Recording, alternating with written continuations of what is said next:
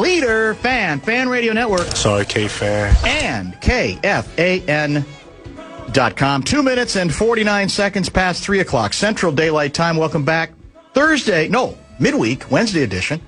I don't want to get ahead of myself.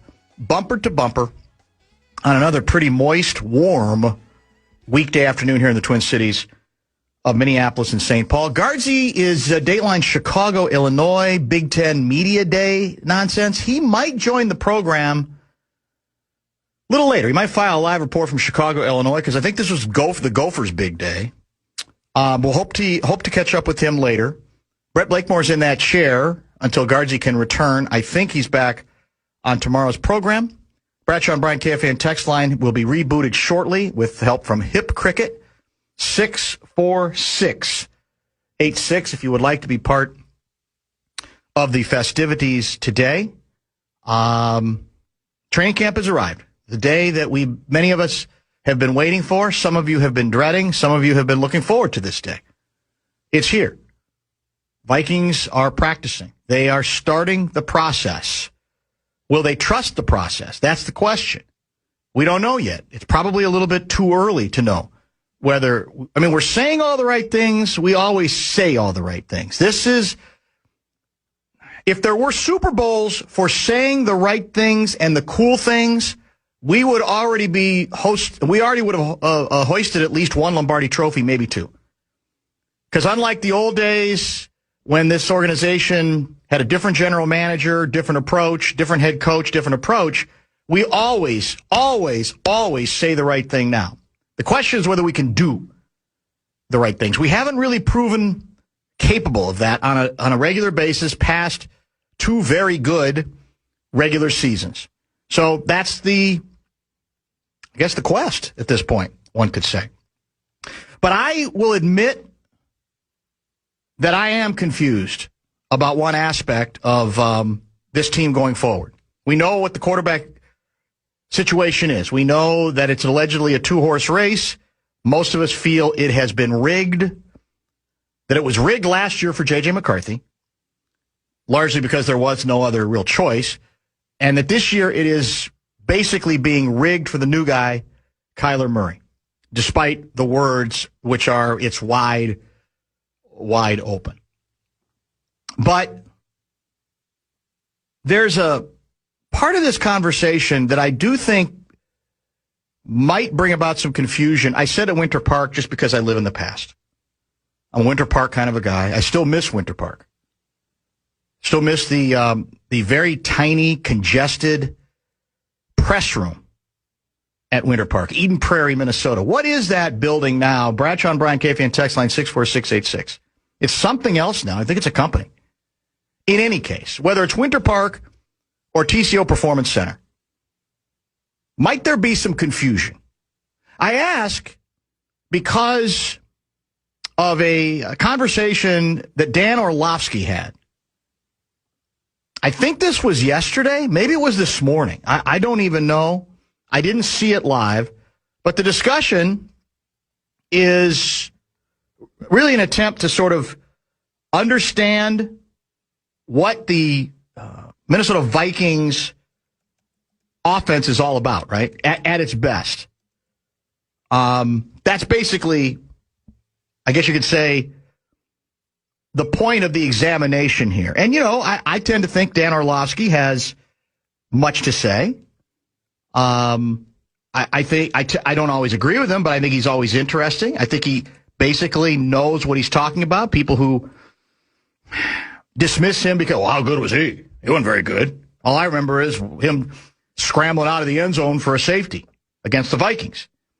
You can still, I think, be good at analyzing. In fact, as the cliche goes, sometimes it's the players who aren't as good who know more because they can't rely on their talent because they don't have as much talent as, let's say, a number 4, Brett Favre.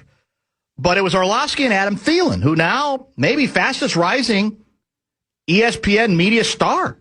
They're giving him a great chance early to establish a beachhead, so to speak. And it goes on, the segment goes on for a while, but I want to play, what do we have, maybe the last 30 seconds? It's towards the end. It's what I would call the money quote from Orlovsky after a series of highlights in which they show just how complicated the offense is and just how, like, the old deal of at the line of scrimmage, some teams might have off of one, play 5 options. We might have 50. Therefore, the quarterback has to study. He has to know what to do. But let's play the end of sort of what the encapsulation of the segment was, at least in the opinion of Dan Orlovsky, his attempt to size up the Minnesota Vikings offense at its best. In the perfect spot, he's going to move him around, and he's going to be that number one read based off what that defense has given him. I think it's really important. It's great insight to understand this isn't just about what guy makes the best throw in 7 on. What quarterback truly understands the why to what Kevin O'Connell's doing on an offensive basis? Certainly the guy that will get the ball to Justin Jefferson the most consistently, not week 1, not week 2, but the course of 17 weeks. It's a huge part of Minnesota's offense. I think it's going to be a huge part of who plays quarterback for them, or at least the decision. That was the end of it? That was the end of the clip. There it is. Oh, then it must have been a little earlier in the clip, because I'm looking at the quote being highlighted, Seifert linking to said clip. I see that as well. And so my apologies. I thought it was towards the very end. It must have been a little bit sooner. Here's how he summarized it. The quarterback needs to let the star of the offense be Kevin O'Connell. What's wrong with that picture? I would say everything. Now, is it fair to hold KOC to that summary? That's an analyst's opinion. That doesn't mean that's the way KOC necessarily looks at it, or that he might even think that it's fair in terms of what it seems to suggest. But I'm here to tell you, that's a problem for me. If it's true, if it's an accurate representation of the Vikings offense. And frankly, it's when you factor in the ups and downs at the quarterback position, especially last year with J.J. McCarthy, mainly down early, better later. It sounds plausible, but it's also, I would say, an indictment. Call me a rank sentimentalist. I want the star of my offense to be my quarterback. Now, not all quarterbacks are equal. Some quarterbacks are not capable of being stars. But then I would submit in those situations, it's even more important that the head coach realize that he can't be the star.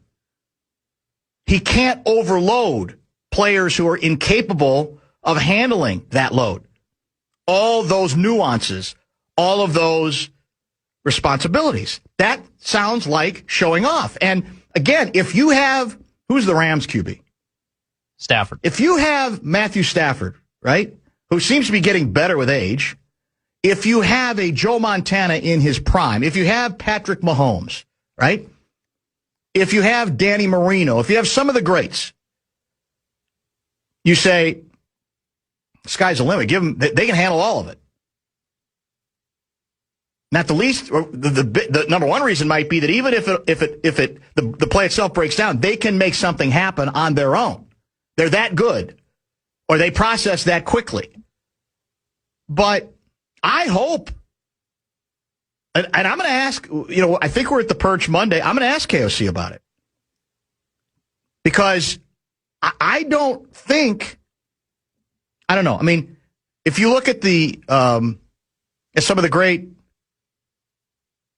legendary coaches, are they the stars of the offense? I mean, Bill Walsh was an offensive savant, a genius in that regard. Was he the star when Joe Montana excelled for him, playing for him? And Steve Young, although I think Young was not with Walsh so much. I mean, it's always a combination.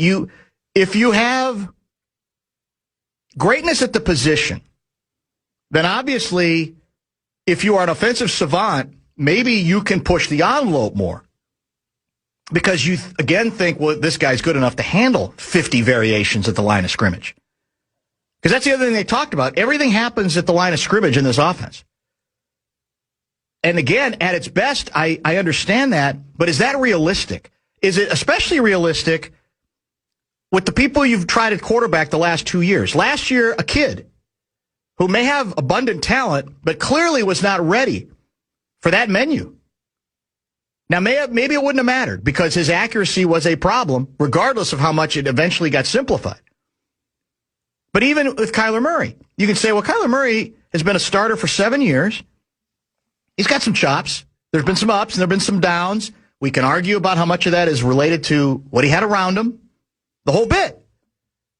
But the fact is, he hasn't been a legend. He hasn't been a top 10 quarterback. Certainly hasn't been a top 5 quarterback. So then you say, and he's got, whether it's fair or not, a little bit of a rep that he's not necessarily the greatest studier in history. So if that's the guy you brought in, isn't your responsibility to do the things necessary to give that guy the best chance to excel at the position? And I find it hard to believe that would be to throw everything at him and expect him to know all of it, especially in year number 1, but I would say in any year. So anyway, 64686, Bradshaw and Bryant, KFAN, text line. Maybe they were just showing off. Maybe that's Orlovsky's way to show he's got a big brain and to analyze and explain just how complicated the offense is.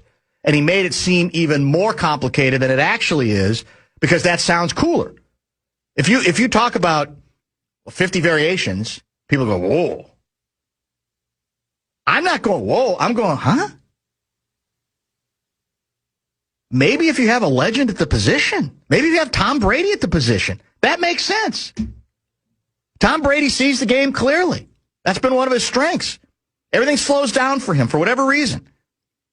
But I want KOC to make the decisions and the moves that give his star players the best chance to be stars. I don't want KOC to be a star. Because then I think it opens the door to whether he's putting purposefully just too much on everybody's plate. We'll get to some texts. Kessler is scheduled for 5:30 today in studio. We might have a little Gaardsy. Let's see if he texted me. Maybe some bonus Gaardsy, as I mentioned earlier, out of Chicago. He can join later this hour, which is pretty good timing, actually, because we expect Kevin Seifert in the 4 o'clock hour of the broadcast. At some point, that's to be determined based on practice schedules, who he's talking to, etc. And we'll get Seifert's reaction to that particular soundbite, too. 64686, Bradshaw and Bryant, KFAN text line. Bonus bucks day, as usual? It is. The Fan and BigDeck.com. I'm going to give you a shot to win bonus bucks to the National Cash Contest. Head to KFAN.com. The keyword dollar. The keyword dollar. KFAN.com. Keyword dollar. Is it time? Is it time to seriously consider trading a Minnesota superstar? We'll discuss next. Bumper to Bumper with Dan Barreiro on The Fan. From the 1-800-ASK-GARY Traffic Center. This report is sponsored by Postman.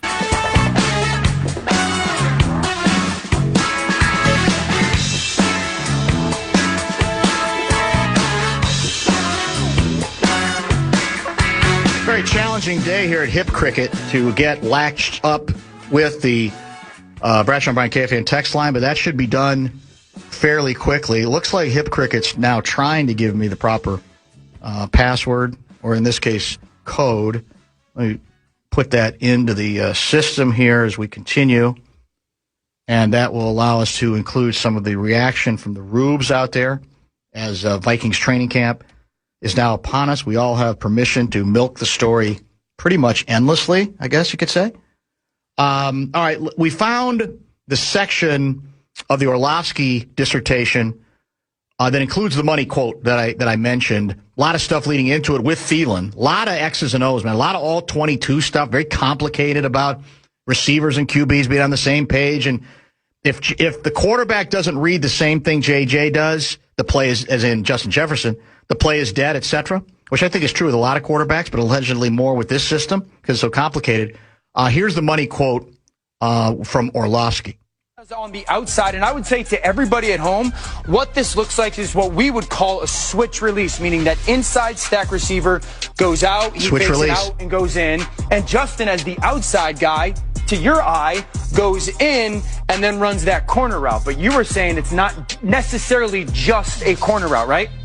Okay, so first of all, this is what makes Justin so good, is because he can line up anywhere. Sometimes he's that single over there. Sometimes he's at the point. And then sometimes they're motioning him, right? This is what makes him so great. Now, on the top end of that, this route is 2 routes. He is switch releasing. If it's too high coverage, he's leaning and going to the post. So you're telling me if there was 2 safeties back here, he's going to lean out and then go down the middle of the field. Correct. Okay. And now it's 1 high safety in the middle of the field. So now he leans inside and breaks it to the corner, which he's wide open. Great throw, great read by both quarterback and receiver, but it takes a lot to get on that same page. And the reason why I wanted to talk about it from the quarterback perspective is the quarterback has to see it the same way as Justin Jefferson. Kyler Murray, J.J. McCarthy, they've got to sit there and say, okay, he's the outside guy. What's the safety? If the quarterback doesn't see it the same way as the receiver, the play's dead, and Kevin O'Connell's getting cussed out by the fans. Okay, so this is the next week. Now, Justin Jefferson, remember, last time he was the outside guy.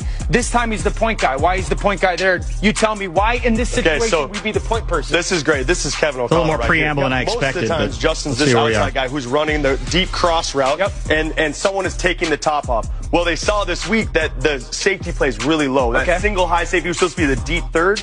He's playing really low. So they put Justin at the point to have the number 1 route there, the lean and run the post, and someone else be the decoy in that underneath. So think about it from this perspective.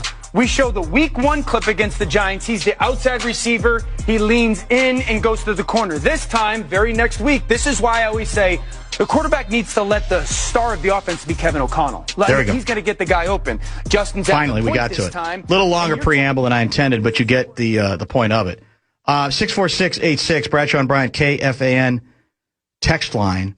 This is Mike in New Richmond. Dan, time to bring back the Childress kick-ass offense sounder.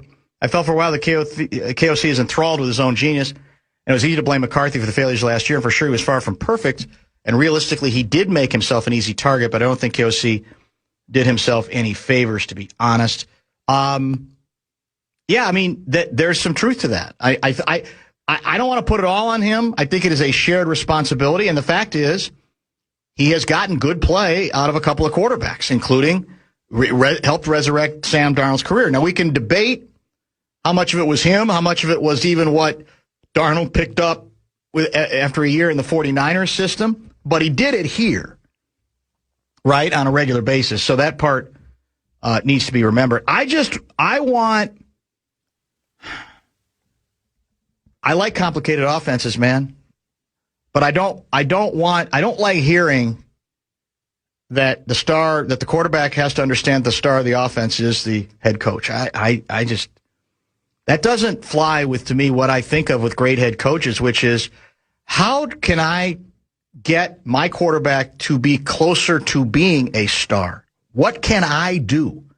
What adjustments can I make in my own style, my own playbook, etc.?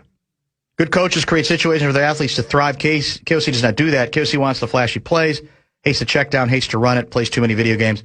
That's where quarterbacks almost always get killed. I've always thought he wants to be the star of the offense, and this is the first national person to simply say it out loud. Now, I don't think Orlovsky was necessarily saying it as a criticism or a pejorative. I think he's saying that's just sort of the reality of the situation. But it definitely got my attention because I think it sort of fits with a lot of other things that we have talked about before. Is having an overly complex offense that doesn't work somewhat more noble than having an overly simplistic offense that doesn't work? Seems like futility is futility. Yeah, I think so. What you're looking for, I would guess, in my view, is a balance. Somewhere between overly complex and overly simplistic. Right? I mean, that's, I think, what you're looking for. And again, it may be none of that would have mattered with McCarthy. He may have been in over his head more than they thought, regardless, but I don't think he was necessarily done any favors. If indeed that's true, if what Orlovsky is laying out is accurate, and by the way, his compadre with him was not necessarily disagreeing, right? I mean, he didn't use those exact same words, but the fact of the matter is we heard it, I think, from both individuals involved in that soundbite, and one of them is a former Vikings receiver, Adam Thielen. So even if neither of them necessarily meant it as an indictment, I think it's an interesting observation that bears discussion and a little bit of concern. Longtime football coach here, Dan, you'd be shocked how many coaches make it about what they know instead what can this guy do. It happens at every level. Somebody is 763 guy is telling me the old Vikings facility, Winter Park, is used by Minnesota Thunder soccer for youth and club soccer, also used for other training and community activities. That was before your time, right? You had no idea what Winter Park even is, correct? I mean, I just know it from being here, but yeah, that was before my time. It was not. It was had charm in the sense that it was not nearly up to National Football League standards. Eventually, that's why the change indeed had to be made. This is from 952 guy. I'm not putting a lot of stock in that Orlovsky quote because what does it even really mean? If a quarterback plays well, both he and the coach will get credit for their good play. Nobody will say KOC alone is the star of the offense. Well, that's not true. I would submit to you, KOC has actually gotten more credit for what Sam Darnold did than Sam Darnold did. In all seriousness, I don't think that follows. Keep in mind these people get paid to say hot takes and create headlines that sound good. Yeah, that's possible, although I'm not sure Orlovsky, I don't know if I'd classify him as a quote-unquote hot take guy necessarily. Hold on, let's see if I can get a couple more in here. Can the playbook come in the form of a video game? That's the requisite, Kyler cheap shot by Love the Grum Gal. Yeah, there's some truth to that. Maybe what Orlovsky was saying is the KOC is the star because he gets JJ open? Is KOC the only coach with a big ego in the NFL? Absolutely not. This has been, of course, one of my grievances for the anti-LeBron sentiment. Well, his ego's too big. He's annoying. Welcome to professional sports. Many of the best players have massive egos. Many of the best coaches have massive egos. I've never shied away from a coach with a big ego or saying, I don't want that coach around me or coaching my players. The question is, what do you do with the ego? How does the ego manifest itself? Is it they start thinking themselves as being legends and are sometimes maybe difficult to talk to?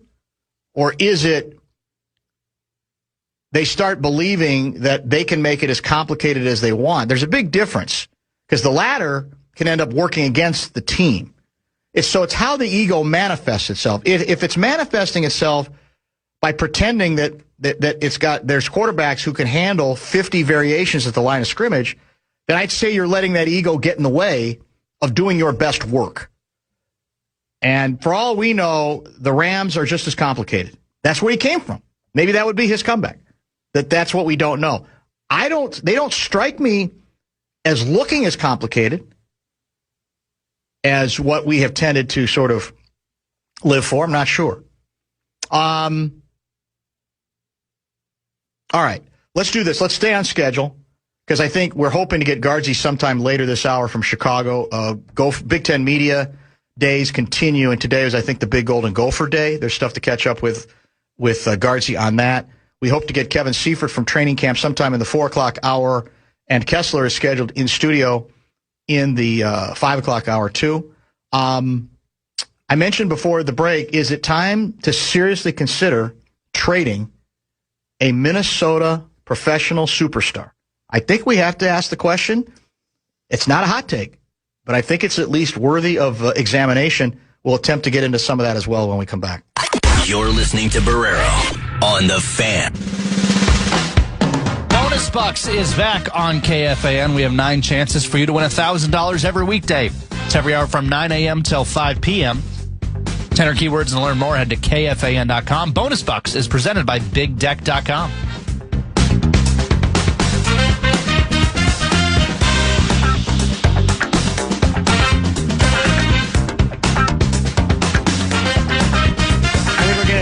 Sports with Gaardsy in about 10 minutes or so. We're good to the top of the hour. Kevin Seifert sometime in the 4 o'clock hour of the broadcast, too. This is going to sound hot-takey, and it's almost going to sound shock-jockish.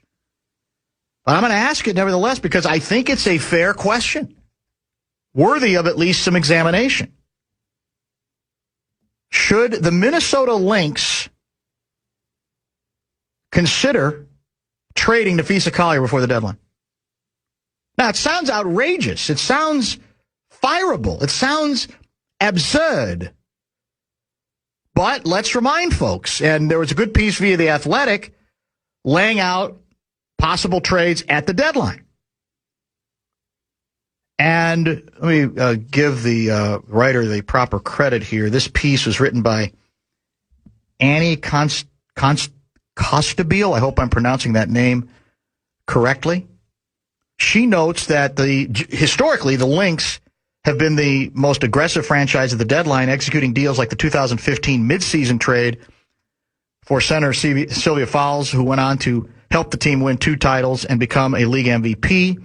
Last year at the deadline, we got Dejanay Carrington at the deadline, and her perimeter defense provided a huge spark off the bench for the Lynx. Aces traded Alyssa Smith in June 2025 ahead of the deadline, and she ended up paying dividends in their championship run. So she's laying out expiring contracts to watch in this piece, Kelsey Plum among them. And then she gets to Nafisa Collier. She describes as another franchise player who, because of the terms of her contract, has to be considered a trade option. The back-to-back MVP runner-up has spent her entire career with Minnesota, which selected her with the 6th pick in the 2019 draft. She signed a 1-year Supermax deal for 2026 after being cored by the Lynx, and in doing so, she signaled to some degree that she'd like to explore her options in free agency. Here's the Cheryl Reeve quote to reporters on Monday in Minnesota. Every team is going to be opportunistic to improve their roster. Every team is maybe in a different spot in terms of what they think they need, whether they should or shouldn't. We are certainly a team that's been, quote, open for business, open-minded to things that are being talked about. It'll be a busy week for us, end quote. Reeves' task is to determine whether she has assurances that Collier will re-sign with Minnesota after the season. That promise could be mutual, too. For example, Collier could sign or agree to sign a multi-year deal as long as Reeve can guarantee that if she wants out at any point during its duration, the team will work with her to make that happen. Her debut, her first game back from injury this year, 2 games ago, 24 points, 10 rebounds, 22 minutes, showed that she's healthy and will give any team that hopes to trade for her faith they'd be acquiring an MVP caliber player moving forward. The Lynx status as contenders puts Reeve in a different position from the Sparks front office because keeping Collier will help Minnesota contend for a title this season. Reeve is not operating from a position of desperation. It's, again, the only reason we're even having this conversation in theory is why.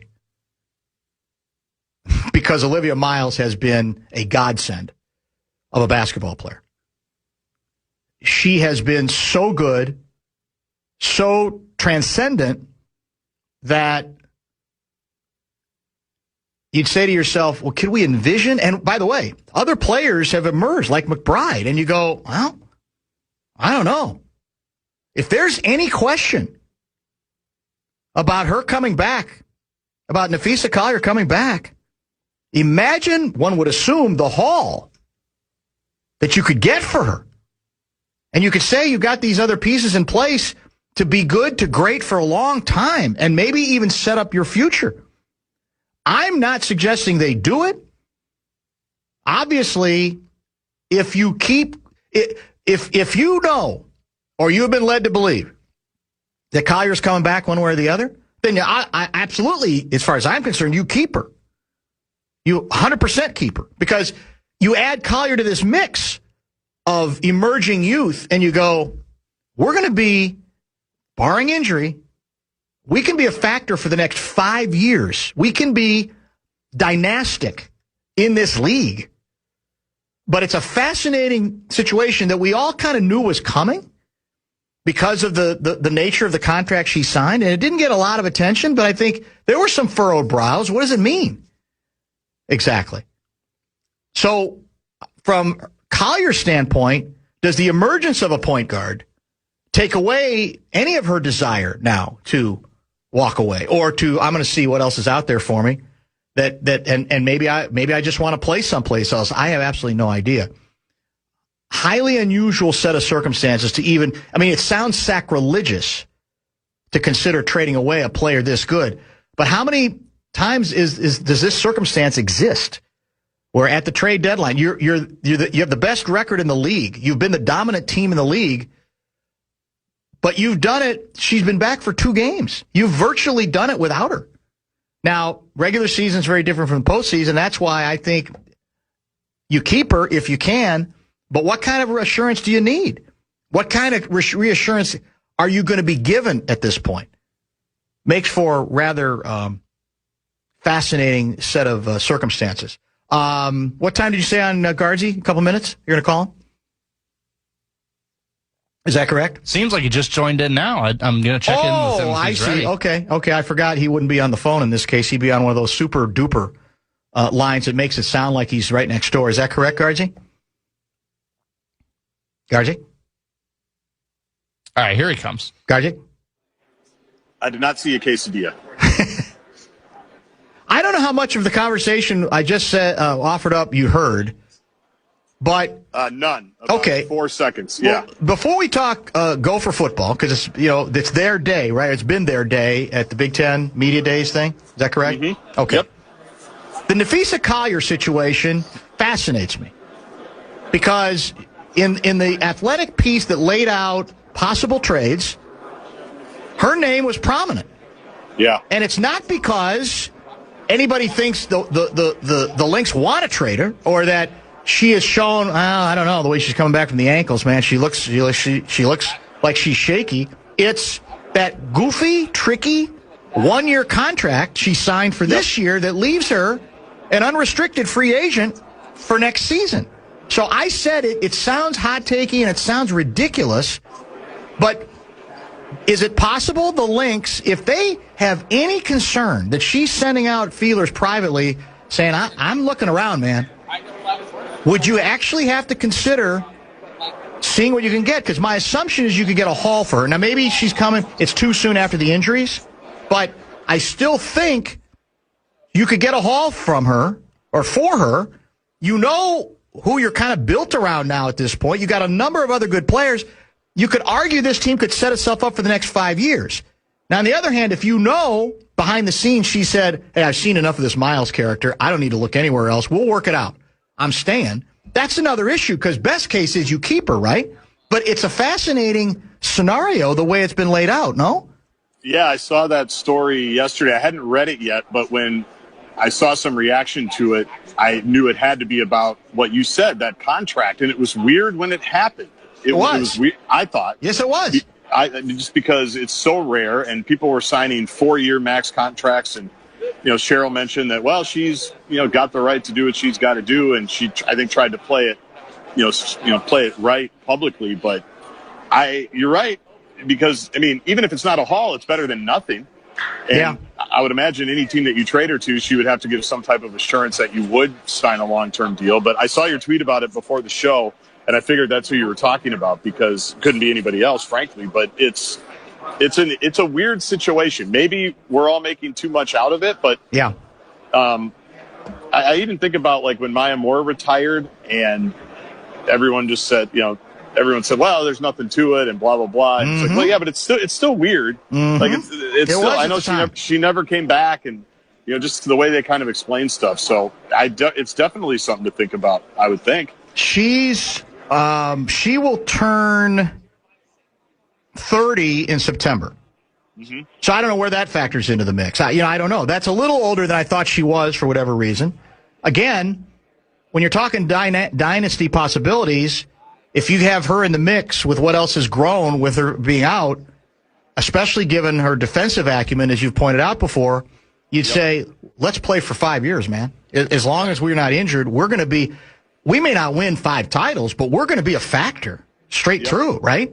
Yeah. So just look at him this year without her. Exactly. But it's just and behind the scenes, I mean, the way Reeve is talking, maybe it's the classic case of she knows a lot more than she's letting on. And I don't know if she's directly even been asked the question about Collier in that vein, where you say, well, look, this sounds preposterous and outrageous, but the fact that she signed the 1-year deal, does that give you pause? I would like to hear her answer to that question. I mean, I don't think, I'm sure she could talk her way out of it, but I don't think it's an unfair question at this point.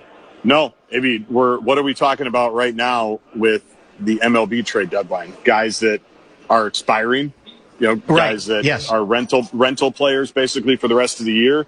It's in other leagues, it's perfectly natural to think about that.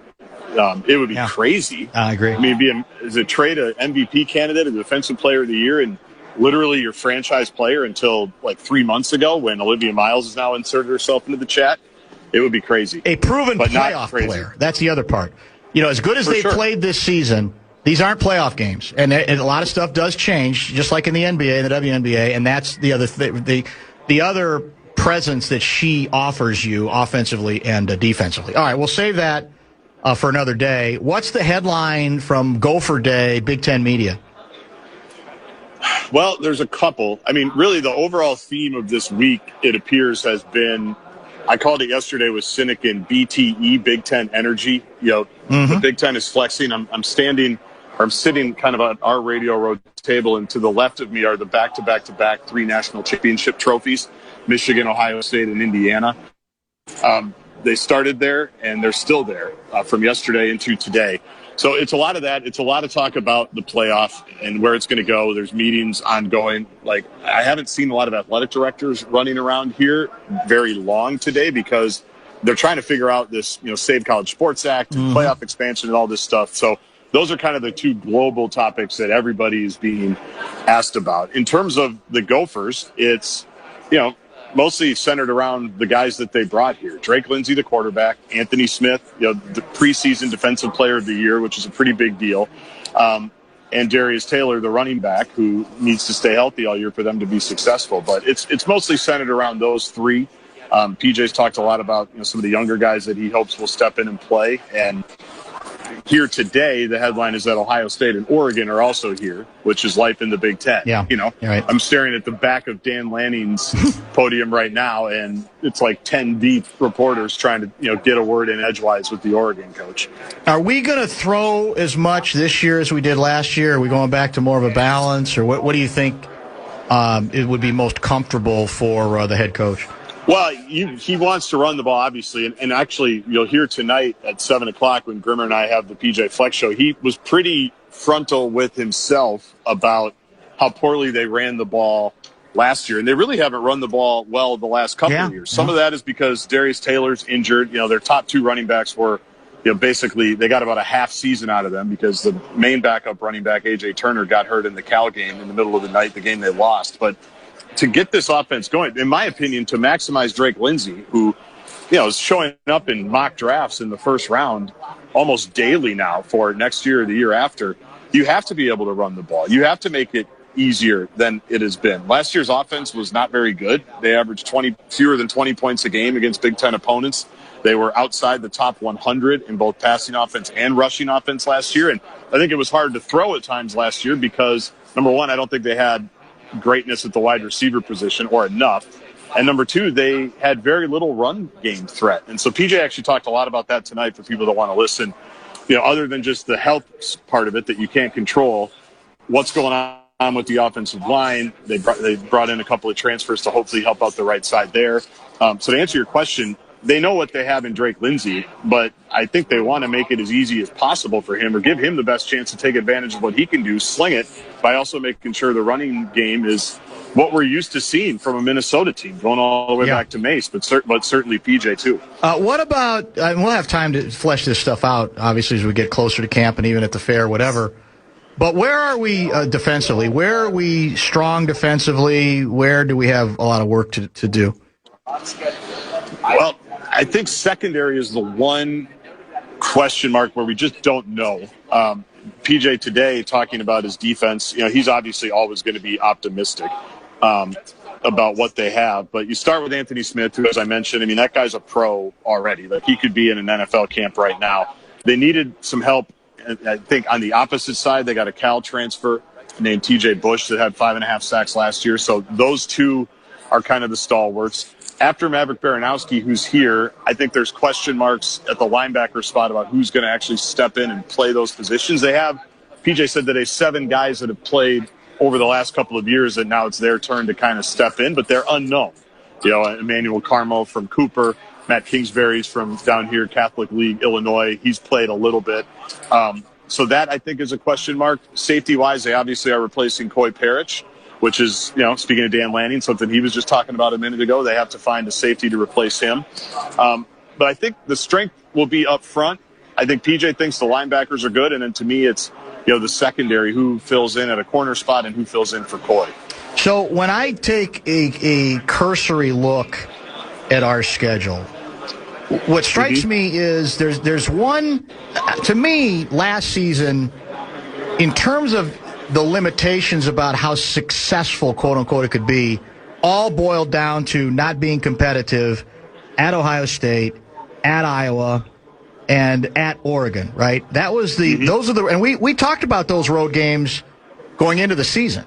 Now I look at the 2026 schedule, and I look at road games that on paper I don't think are as daunting overall, but you tell me, but that I look at as, okay, if you want to take a greater step than just finishing with another bowl win, you can't go 0-3 at Washington, at Indiana, now considered a football power, as crazy as that is, and at Penn State, even though I don't know what Penn State is. To me, those are the 3 games that are going to determine whether we look at this as another, okay, reasonable season here in Minnesota, or a season where you say, hey, we're on the edge of something, maybe even on the edge of a playoff. Do you agree with that? I do, to an extent. I think the at Washington and come back to take on Michigan at home, I think is going to is going to tell you a lot for the season. Just because Washington doesn't lose very often at home. I think they've lost like 4 games in the last 5-6 years, something like that. It's a tough place to play. It's very loud, like every place. They're all relatively tough, but that's one that is a really tough environment from what I'm told. I've never been out there, but I just look at the numbers and they seem to win, 95% of the games that are out there. And Michigan, we don't really know what they are because they've got a first-year head coach. They're going to have talent for sure. And when I say first-year head coach, new head coach, he's the old Utah coach who's very good. They stumbled into, out of crisis, I think they stumbled into a great coach. So I think he's going to have that done. But to answer your question, if it is going to be, let's just say a 9-3 as opposed to a 7-5, to me, those 2 games are going to say a lot about that, just how they go. Because you can obviously get better. I'm not saying they need to sweep them, but you can't go there. You can't go to Washington and have 21-0 at halftime. I totally agree with that. That to me would be hard to come back from. And then coming back the next week, Michigan, I would imagine they're going to be a pretty solid team. I don't think they're going to fall at the bottom of the cliff. And see how that game goes because, at Purdue, obviously very manageable. You've got Iowa at home. The Indiana one on Halloween is going to be tricky. UCLA's actually got a lot of steam here about being, not the next Indiana, but it's the same formula. The JMU coach bringing a bunch of guys out west with them. And then Penn State, who knows? Because they've got the old Iowa State coach there. He brought some people with him, including their quarterback. We'll see what they are at the end of the year. So you're right. It's not the gauntlet that it was a year ago on the road with Ohio State and Oregon. There's tricky games, but games where if you have the team that you think you have, you're going to be competitive in them. So I think it's a fair assessment. Yeah, I mean, to your point, it's not as much of a gauntlet, which makes it doubly important. Again, I'm not saying you got to sweep them, but you sure as hell can't get blown out in them, and you have to in best case scenario you win 1 or 2 of those 2. As you say, you can look at the Michigan game and say that's a tougher one at home, and so the schedule is just kind of different at this point.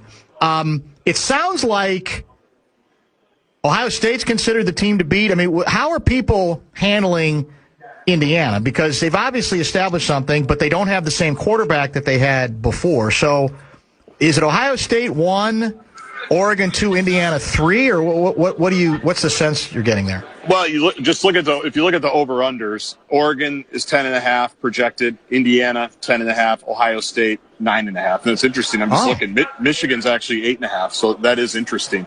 Yeah, those are the three. In my mind, those are the three kind of no-doubter, no-brainers. And because with Indiana, it's like, how can you possibly doubt that they're going to be able to reload? Obviously, you lose the number 1 pick in the draft.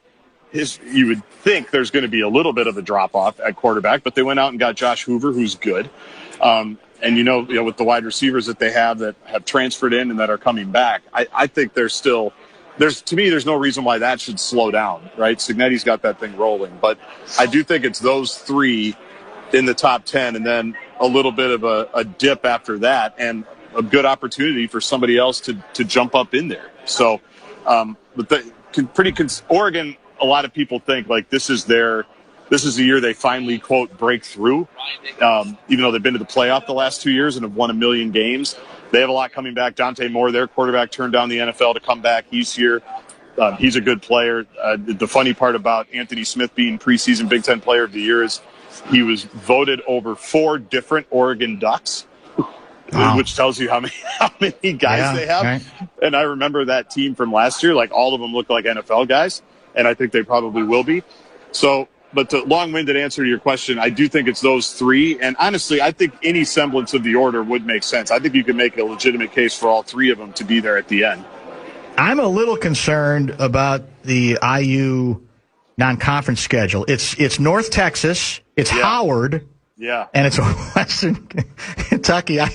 You really can't make that up. Meanwhile, the Gophers, our second opponent is legit, right? Or relatively speaking, we can't take that game for granted. Yeah, SEC. Mississippi State?